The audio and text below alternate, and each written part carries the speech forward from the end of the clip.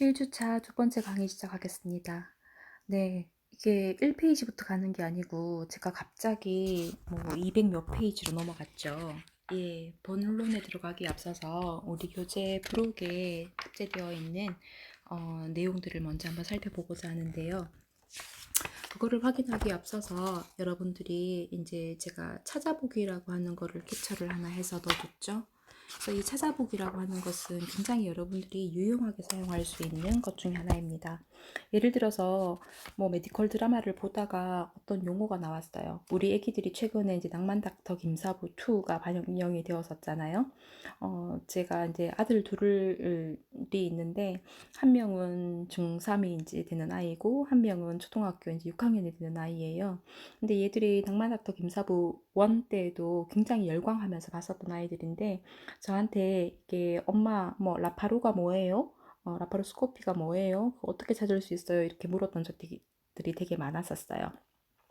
그래서 이제 여러분들이 배운 내용이 아니었다 또는 배웠지만 잘 기억이 나지 않는다 근데 어떤 용어가 나왔다 할 때에는 여기 313페이지부터 이렇게 나와 있는 찾아보기를 좀 이용을 하시면 용어를 찾는 데 훨씬 더 이제 수월할 거예요. 물론 우리 교재에서 모든 의학 용어를 다 씻진 않았습니다. 아마도 이 대표 저자분이 이제 그런 생각을 했었던 것 같아요. 의과대 학생이건 아니면 뭐 간호학과 학생이건 의학 용어 수업을 열심히 하더라도 본인이 직접 이제 실무에서 사용하는 용어가 아니면 이거를 익히기가 사실은 쉽지가 않잖아요. 저 또한 그랬었고요. 그래서 이제 이 학교를 다니는 동안에 특히 이제 간호학과 학생들이 공부를 할 때 조금 굉장히 중요하다고 판단했던 그리고 임상에서 굉장히 많이 쓰이는 용어 중심으로 이제 책을 구성을 했었습니다. 그런 이유로 이제 모든 의학 용어가 다 담겨져 있지는 않지만 주요 용어들은 여기에서 다 거의 대부분 확인을 할 수 있으니까 이걸 참고로 하시면 좋겠고요. 지금부터 제가 설명드릴 거는 이제 부록에 나와 있는 내용들을 가지고 이제 짧게 한번 용어가 어떻게 구성이 되어 있는가를 소개를 해보고자 합니다. 첫 번째 혈액과 면역, 우리가 2주차 때 바로 이제 학습을 하게 될 내용인데요. 여기에서는 이제 주된 용어로 첫 번째 이렇게 에리스로, 리우코, 스롬보, 헤모 또는 헤마토, 에미아라고 하는 용어를 하나, 둘, 셋, 넷, 다섯, 6개를 제시를 해두었죠. 요거는 요 앞에 있는 거는 주로 이제 어원이라고 얘기를 합니다. 어근이라고 얘기를 하기도 하고요. 얘는 이제 중심이 되는 단어라고 볼 수 있겠죠. 그래서 에리스로라고 하는 말이 붙으면 레드, 붉다라고 하는 뜻을 가지고 있고요. 리우코는 희다라는 뜻을 가지고 있어요.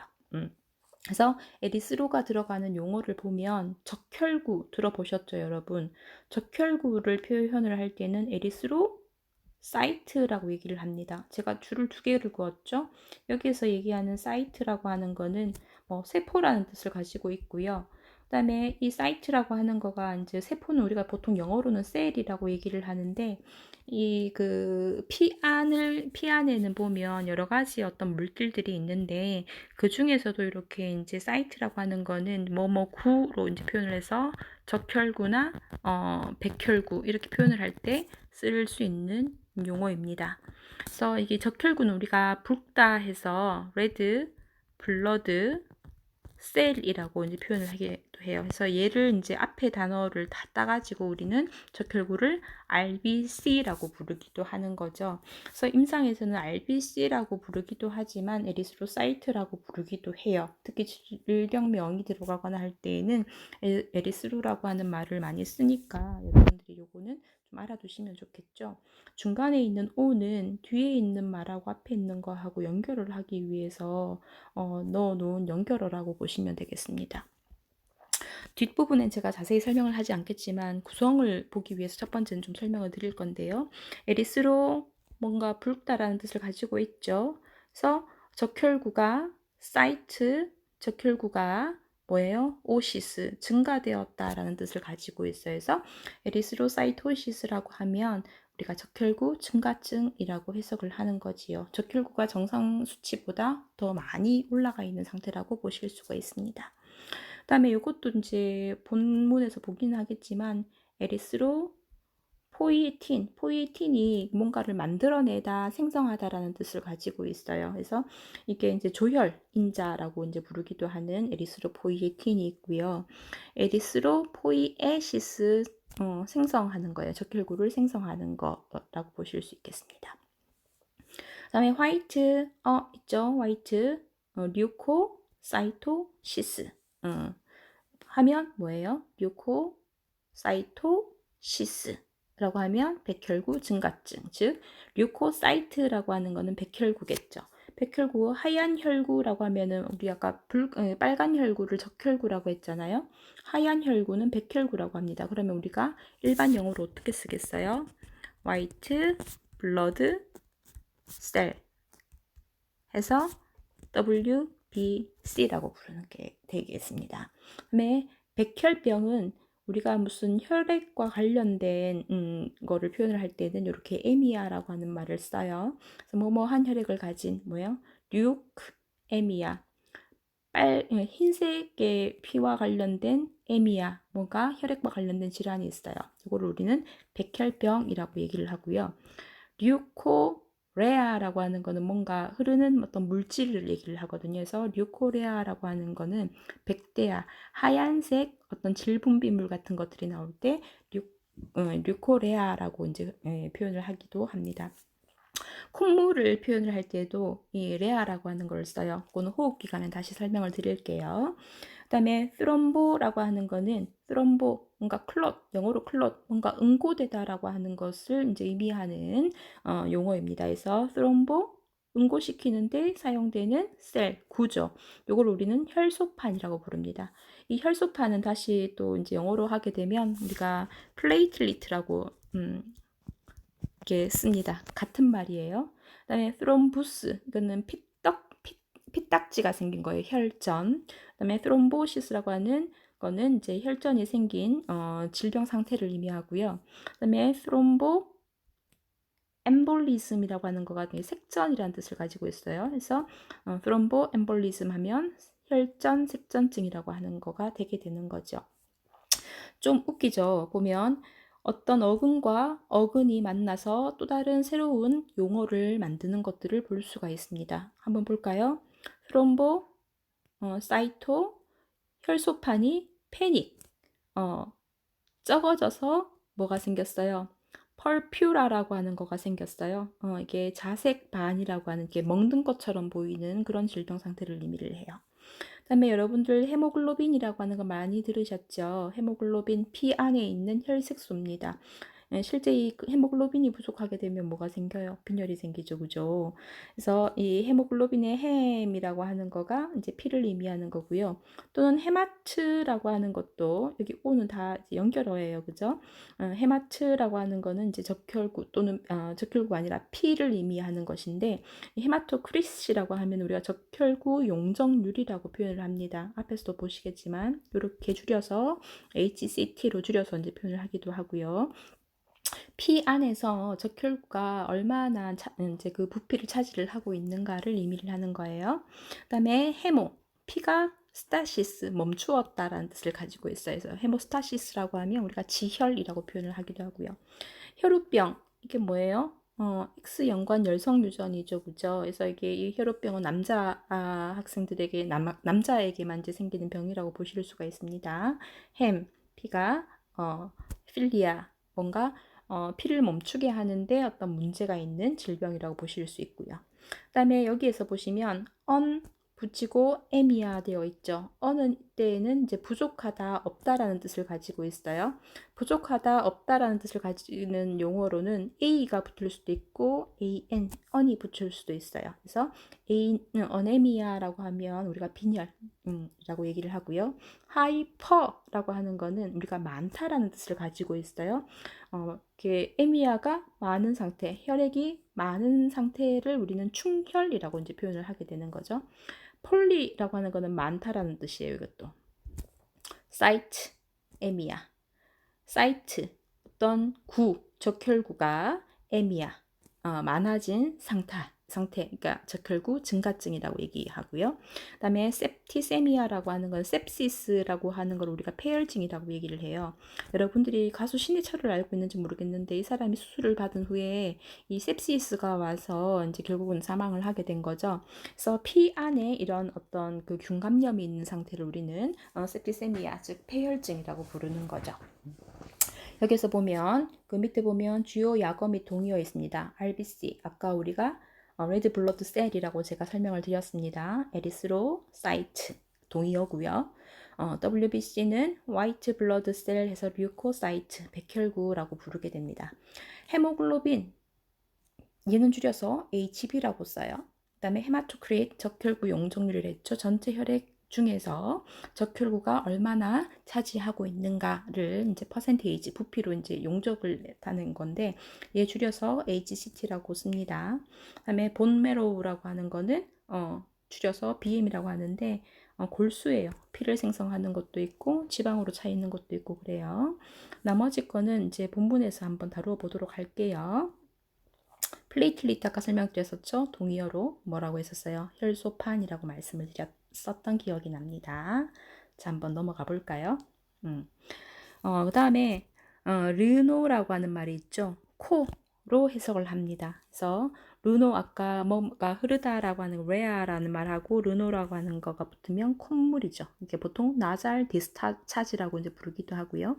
그다음에 우리의 코 세우는 수술이나 뭐 이런 거 있잖아요. 그런 거는 르노플라스티가 다시 뭐 만드는 거를 의미를 합니다. 그래서 성형외과를 이제 우리가 어떻게 얘기를 하냐면 플라스틱 서저리라고 얘기를 하죠. 그래서 PS라고 부릅니다.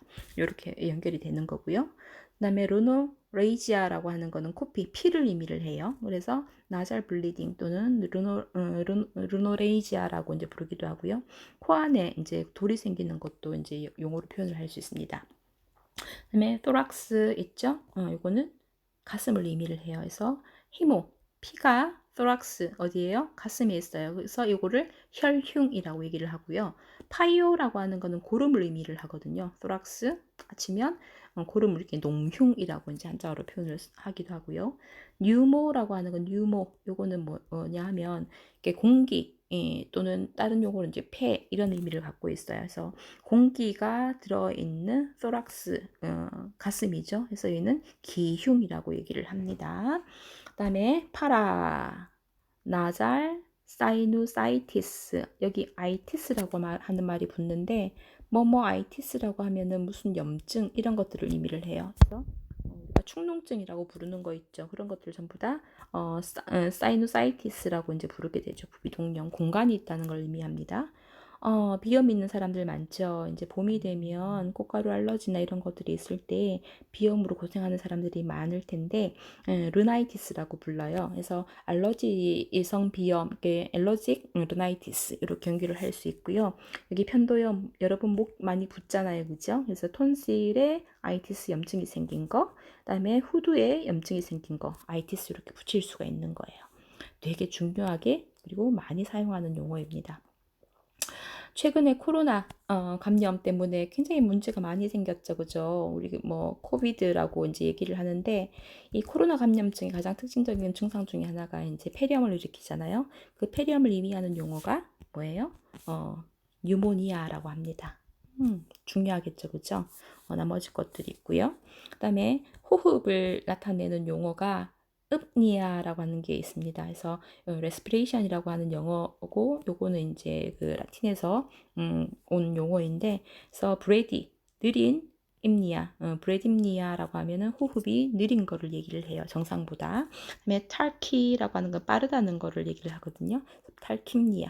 그다음에 A는 아까 없다라는 뜻이었잖아요. 임니아가 없는 거, 에임니아라고 하는 거는 호흡이 없다.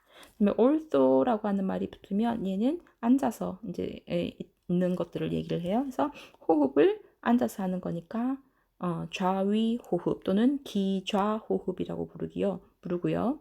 디스니아 디스라고 하는 거가 뭐 어렵다, 고통스럽다라고 하는 것 뜻이 있어요. 여기에서 음니아가 붙으면 디스니아라고 하는 호흡 곤란이라고 하는 표현으로 이제 쓸 수가 있는 거죠. 됐죠? 다음에 하이퍼 하이포 반대어입니다. 하이퍼는 많은 거, 하이포는 적은 거. 됐습니까? 그다음에 지금 호흡기계에서 다시 또 보는 거가 URI, 요거 약어죠, 그죠? 요런 내용들을 보실 수가 있는 거예요. 여기에서 제가 소개를 하고 싶은 것들은 어떤 거였냐면, 여기 지금 파란색으로 나와 있지만 라링고, 라링고에 트라키오에 브론카이티스 붙었어요. 어근, 어근, 그다음에 염증을 나타내는 어미가 붙어 있는 거죠. 그래서 모든 의학 용어는 이런 식으로 이제 구성이 되어 있음을 보실 수가 있습니다. 그래서 따로따로만 알고 있어도 대충 어느 위치에 후두하고 기관 쪽에 뭐예요? 염증이 생겨 있다라고 보실 수가 있는 거죠. 그다음에 IRDS라고 하는 건 Infant Respiratory Distress. 요거는 이제 그냥 스트레스 아니고 디스트레스, 어떤 병적인 상태의 스트레스를 얘기를 합니다. 신드롬 이런 것들도 있고요. 퓰모라고 하는 거는 폐를 의미하는 용어예요. 그래서 펑션은 기능이죠. 테스트, 폐기능 검사이고요. 플류랄이라고 하는 거는 흉강을 의미를 해요. 여기 보면 thoraco 센테시스라고 하는 거는 뭐 다르게도 많이 쓰이는데, 얘는 뭔가 이렇게 바늘 같은 걸로 뚫어서 뭔가 한다는 그런 어떤 처치의 뜻을 가지고 있습니다. 그 다음 단락 넘어가 볼까요? 심장과 순환에서도 굉장히 중요한 게 많아요. 카디오 있죠? 심장을 의미합니다. 하트. 아까 제가 메디컬 드라마로 제가 뭘 얘기를 했어요? 아이고. 뉴 하트 얘기했었잖아요. 뭐예요? 하트. 카디오 또는 카디악 이렇게 얘기를 할 수 있고요. 여기 오타 났습니다.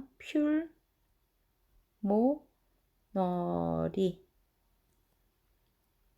N이죠, 그죠? 그래서 L이 빠져 있습니다. 퓰모너리, 렁, 폐를 의미하는 것이고요. 마이오라고 하는 거는 근육을 의미하는 뜻인데, 특히 심장 근육을 얘기를 할 때 우리가 마이오라고 하는 말을 많이 써요. 그래서 마이오 자르고, 카디오 자르고, 마이오 자르고. 페피라고 하는 거는 이제 어떤 병증을 의미를 하거든요. 이것도 지금 계속 연결이 되는 거죠, 그죠? MI 이거 되게 많지요. 특히 추운 겨울에 많이 생깁니다. 마이오 자르고 카디아 뭐예요? 심장이죠. 심장 근육에 뭐가 생긴 거야? 인팍션, 경색이 생겼다. 뭐가 막혀서 기능을 하지 못하는 것을 의미를 합니다. 그 다음에 베이소, 베스큘러 이건 전부 다 뭐예요? 혈관을 의미하는 거예요. 그래서 이런 어떤 의미로 사용할 수 있고요. 해당되는 챕터에 들어가게 되면 제가 다 설명을 드릴 거예요. 그 다음에 그 심장과 순환기계에서 보시면 사용할 수 있는 약어가 굉장히 많습니다. CPR 뭐 제세동기 가져와 이렇게 메디컬 드라마에서 많이 보실 수 있죠. 이건 뭐예요? 심폐소생술의 약어죠. 카디오 자르고 퓰모너리 심장과 폐의 순환을 레스큐 하는 거를 의미를 합니다. 소생시키는 거를 의미를 하고요. 그 다음에 뭐 하이퍼텐전 고혈압 HT로 약으로 쓰고요. EKG 또는 요즘에는 ECG로 더 많이 이제 하던데요. 심장의 어떤 정기적인 활동을 검사할 때 사용하는 단어라고 보실 수가 있습니다. 이런 것들을 쭉쭉쭉 전부 이제 해당 챕터에 가면 보시게 될 거예요. 비뇨기계에서도 뭐가 여기 용어가 많죠. 유리아, 네프로, 그다음에 파이엘로, 그다음에 리프라고 하는 거는 돌이에요. 스톤. 그래서 아까 코에도 결석이 생기는 것도 있고, 그다음에 신장에 돌이 생겼다 해서 신결석이라고 하는 이제 용어들도 이제 보실 수 있을 거예요. 여러분들 가끔 지나가다 보면 비뇨기과에서 뭐 체외, 쇠석기, 뭐 도입, 운영 이렇게 하는 광고를 보신 적이 있을 거예요. 그래서 이제 이게 비뇨기계 쪽에 관련된 돌이 이제 붙어 있을 때에는 비뇨기계의 어떤 특정 부분을 의미하는 용어를 쓰고, 그 다음에 돌을 의미하는 용어를 붙이게 되면 진단명이 나오게 되는 것입니다. 여기도 지금 이제 요거는 이제 다시 그때 해당 챕터에 가면 다시 다 보실 거예요. ADH나 뭐 DI나 그다음에 UA, BUN 이런 것들 용어 한 번씩 좀 살펴보면 좋지 싶은데요. 이런 내용들로 구성이 되어 있고요. 다음에는 뭐예요? 소화기계죠. 위 있습니다. 그죠? 스토막이라고 하기도 하고 가스트릭 이렇게 표현을 합니다. 그래서 우리가 위궤양이 있다, 속쓰리다, 위에 염증이 있다, 라이티스라고 붙이면 뭐예요? 염증이죠. 저는 만성 위염이 있어요. 그러면 만성을 의미하는 크로닉 가스트라이티스라고 붙일 수 있고, 또는 급성으로 왔다 하면은 에이큐트라고 붙일 수가 있겠죠. 그죠? 에이큐트 가스트라이티스 이렇게 붙일 수 있는 거예요. 헤파트라고 하는 거는 간을 의미를 합니다.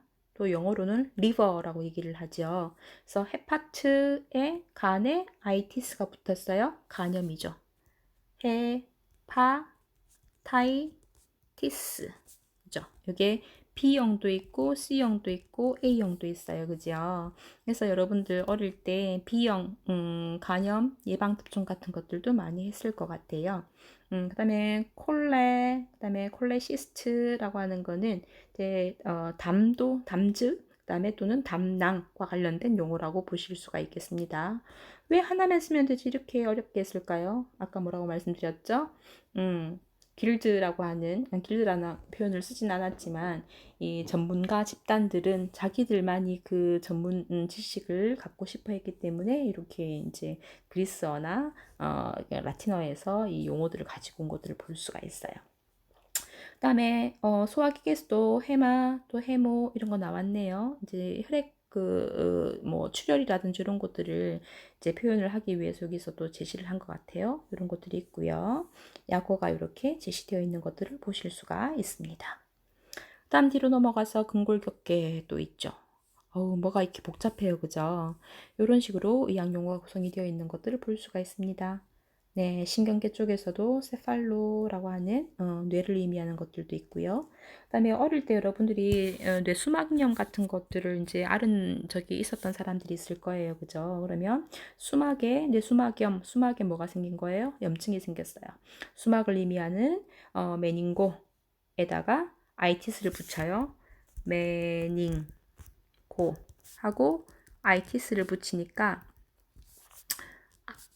모음과 모음이잖아요. 이거를 합쳐가지고 메닌 자이티스로 이렇게 쓰면 뇌수막염 또는 수막염 이렇게 해석을 하실 수 있는 거예요.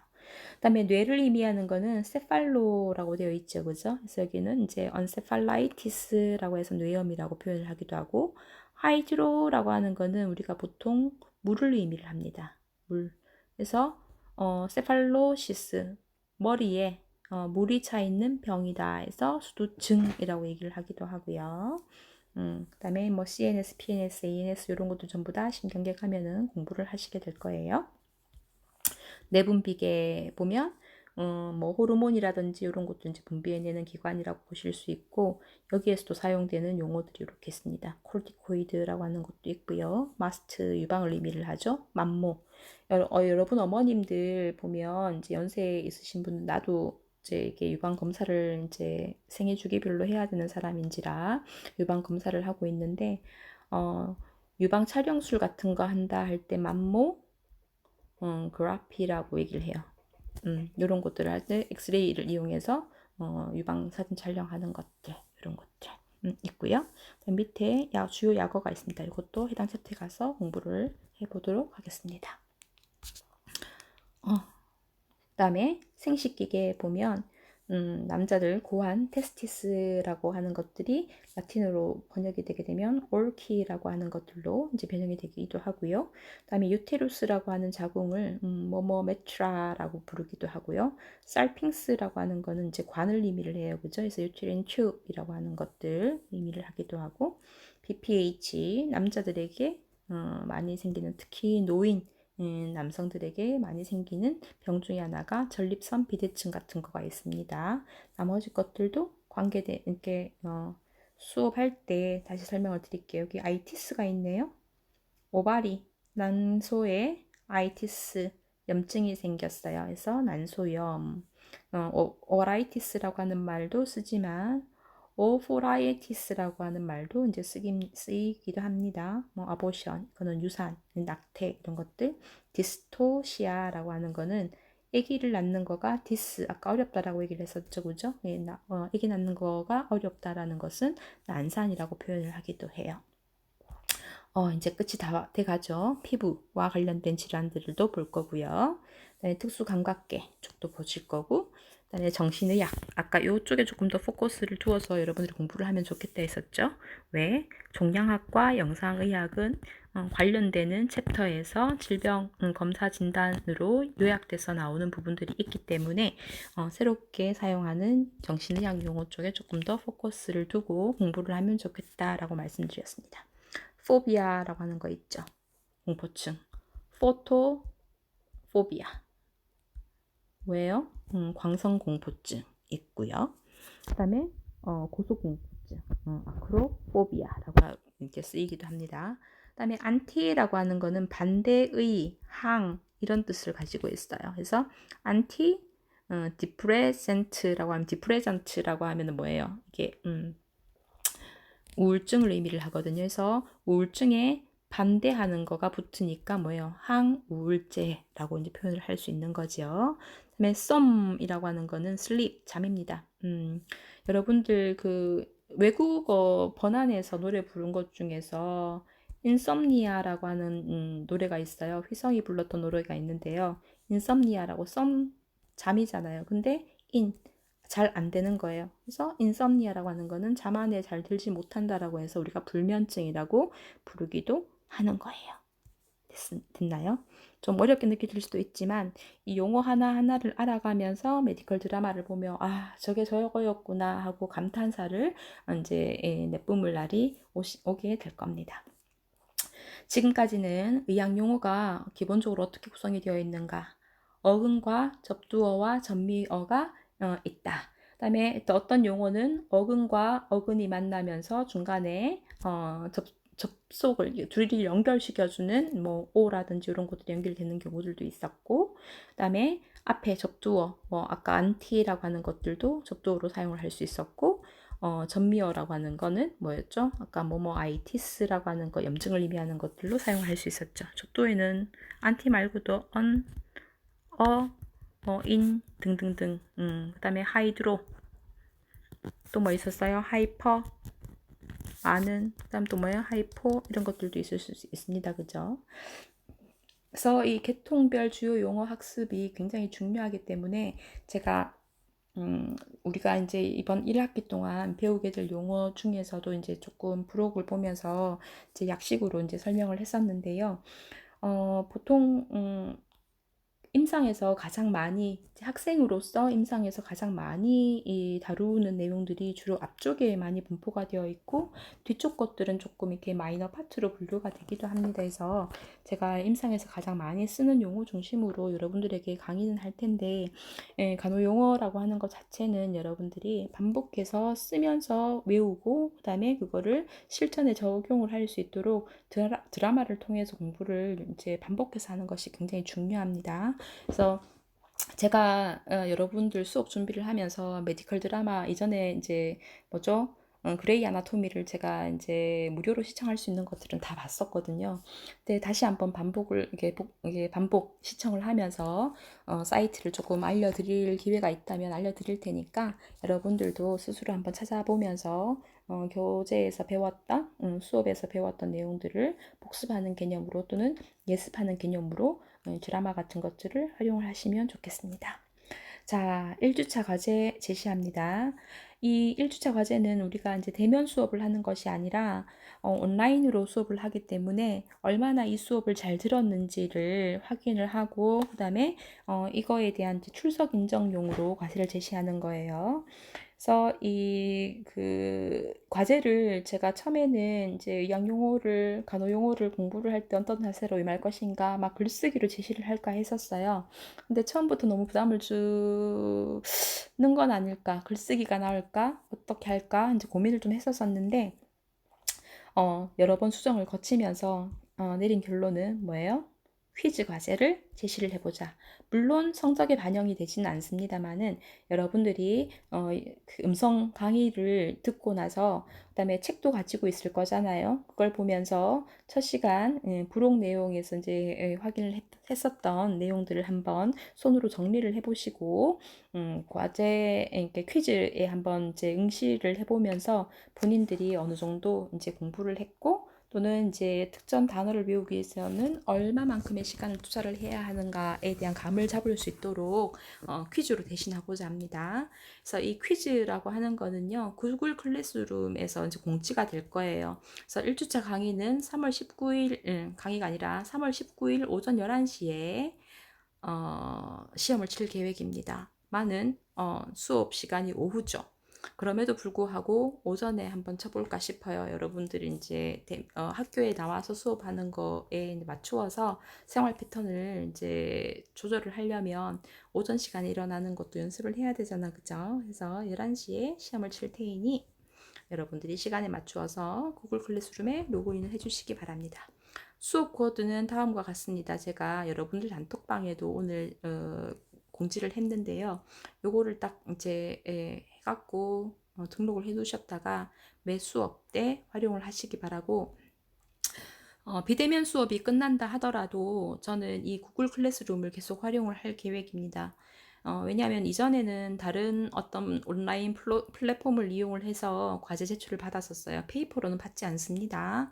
그래서 이제 다른 온라인 플랫폼을 이용을 했었었는데 어차피 우리가 동영상 강의나 뭐 과제 이런 것들을 어떤 특정 사이트를 이용을 해야 된다면 이제 앞으로는 이게 구글 클래스룸을 활용을 하는 것이 훨씬 이제 효율적이라는 생각이 들어서 이제 계속 이제 이걸 가지고 이용을 할 거니까요. 요거 코드 반드시 익혀두시고 모든 과제는 구글 클래스룸에서 작성을 하고 또는 퀴즈도 치는 걸로 알고 계시면 좋을 것 같습니다. 그 다음에 퀴즈 시험 칠 때 제가 다시 공지를 하겠습니다만은 아이고 새로운 거가 안 열리네요. 소크라티브라고 하는 앱을 활용을 할 겁니다. 그래서 이것도 여러분들이 플레이스토어나 이런 어떤 마켓에 들어가게 되면 소크라티브 학생용을 다운받으실 수 있을 거예요. 그래서 요거를 다운받으셔가지고 퀴즈 온라인으로 시험 칩니다. 중간 기말고사만 페이퍼를 가지고 지필고사를 시행을 할 거니까 이 앱을 다운받으셔서 나중에 제가 시험 칠 때 여기 이제 일괄 로그인을 한 걸 확인을 하고 온라인으로 바로 시험 치고 바로 채점 결과를 확인을 할 수 있도록 활용을 할 거니까 미리 이제 시간이 되는 사람들은 소크라티브 앱도 핸드폰에 설치를 해두시기 바랍니다. 그래서 제 수업을 보시고요. 퀴즈가 있는 날은 반드시 핸드폰을 갖고 오셔야 돼요. 제 수업에서는 핸드폰이 없으면 시험을 칠 수가 없습니다. 최소 5번은 가지고 오셔야 되겠죠, 그죠? 그래서 요거는 반드시 기억을 해두시고 추후에 다시 한 번 더 공지를 하도록 하겠습니다. 네, 오늘 수업은 여기 이상 마치도록 하겠습니다. 한 가지 주의할 사항, 과제 제출할 때는 반드시 이 양식을 활용을 해서 한글로 저장을 하고 제시를 해야 하는데 우리가 출석 인증으로 하는 거는 이제 퀴즈 과제로 이제 대처를 할 거기 때문에 요 양식은 따로 사용을 하지 않으셔도 되겠고요. 단 자가학습 보고서를 작성을 하실 때에는 어차피 사진 찍어서 올리는 건데 자각학습 보고서도 처음 노트에만 요거를 이제 하나 뭐 손으로 쓰던지 해서 만들어 두시고 노트를 그냥 활용하면 되니까 요 과제 작성 양식은 따로 주지 않으셔도 될 것 같은데요.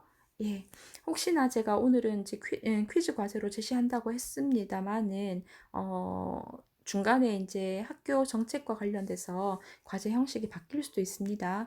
그렇게 될 경우에는 제가 다시 공지를 할 테니까 공지되는 사항들을 반드시 조금 잘 확인을 해주시기 바래요. 예, 수고 많으셨습니다.